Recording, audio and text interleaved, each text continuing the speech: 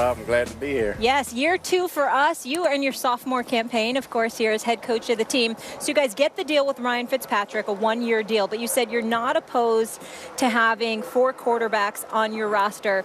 So it's 1 year with Fitz. So what's the expectation for him?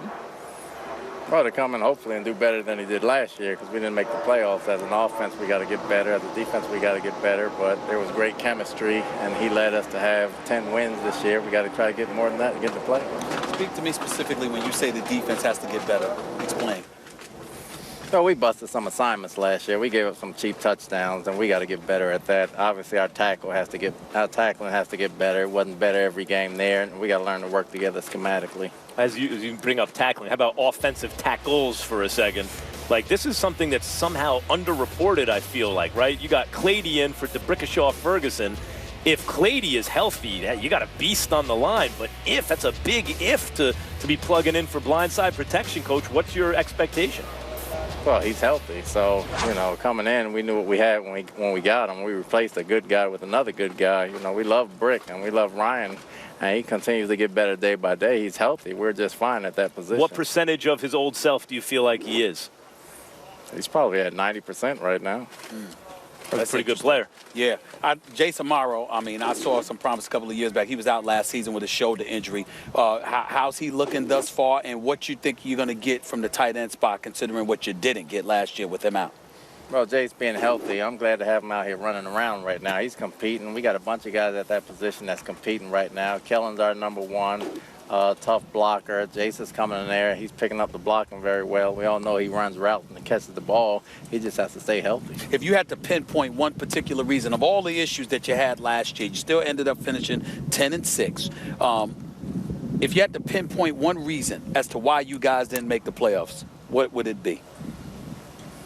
I don't think we realized how good we were until maybe 3/4 of the way through the season. I thought it was just belief and trust. And as we got to know each other and got to trust each other, and they got to trust each other on the field, they started playing better. By that time, we've blown too many ball games. But what happened in the last game against Buffalo then? Oh, they just beat us. They beat us. They came out and played better than us. We don't have any excuses for that. They beat us flat out. How do you prepare your team to face that situation? It doesn't look like anyone's going to run away with the AFC East. So it's the last game of the season again. Win and you're in. How does Coach make sure that his team is the team that's the best team on that day this season? Well, hopefully we can get in before the last game, and if so, we learned from last year's mistakes. We understand what we did wrong. Hopefully we matured in a year, and if it comes down to that, I think we got enough leaders on this team to carry us through.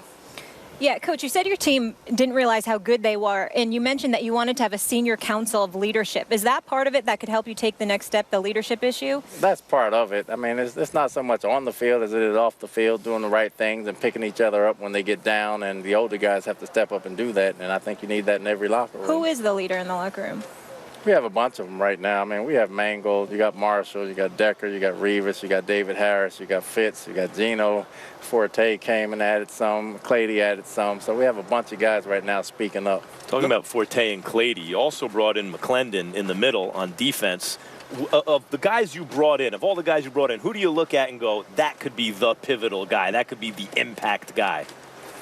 Well, right now, I think it's between Clady and McClendon. McClendon's so underrated. We lost a good player, and we got a good player, and he can play up and down the line of scrimmage, and when Ryan's healthy, he can man the left side pretty good, so I think both of those guys are pivotal players. Is McClendon still taking ballet lessons? I heard he was taking ballet lessons when he was with the Steelers. Is he still doing that now, Coach? I don't think he's doing that now, but he gave up his tutu. Let me get back to oh my goodness. Let me get back to Ryan Fitzpatrick, because he's here now, but it took him a while to get here.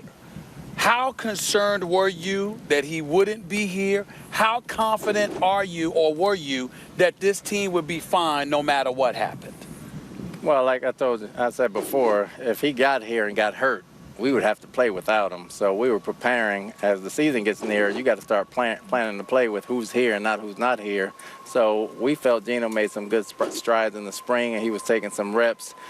We hadn't put the pads on yet or done anything, but if Fitz goes down tomorrow, we're going to have to play with the guys we have here. So we were more or less waiting on a decision one way or the other, ready to move on or ready to have them back. But clarity was one thing that the guys in the locker room probably needed. So I think we were ready to move on either way. I remember reading a quote where Geno Smith said he was playing for all 32 teams. Last time I checked, he plays for the New York Jets. Any issue with that quote whatsoever?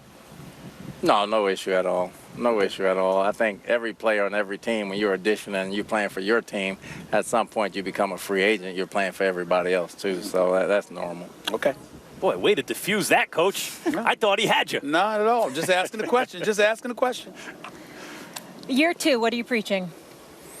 Consistency, leadership, getting on each other, chemistry, big-time chemistry, and we're trying to get that accomplished this A lot of noise has been made about Darrelle Revis from the standpoint he still had a pretty good year, but you hear people speculating that he lost a step. We bring up what happened against DeAndre Hopkins, even though he got targeted 12 times. He had just 5 receptions, but it was 418 yards in that particular loss to the Houston Texans. What did you see from Darrelle Revis last year? What are you seeing from him now? How do you feel?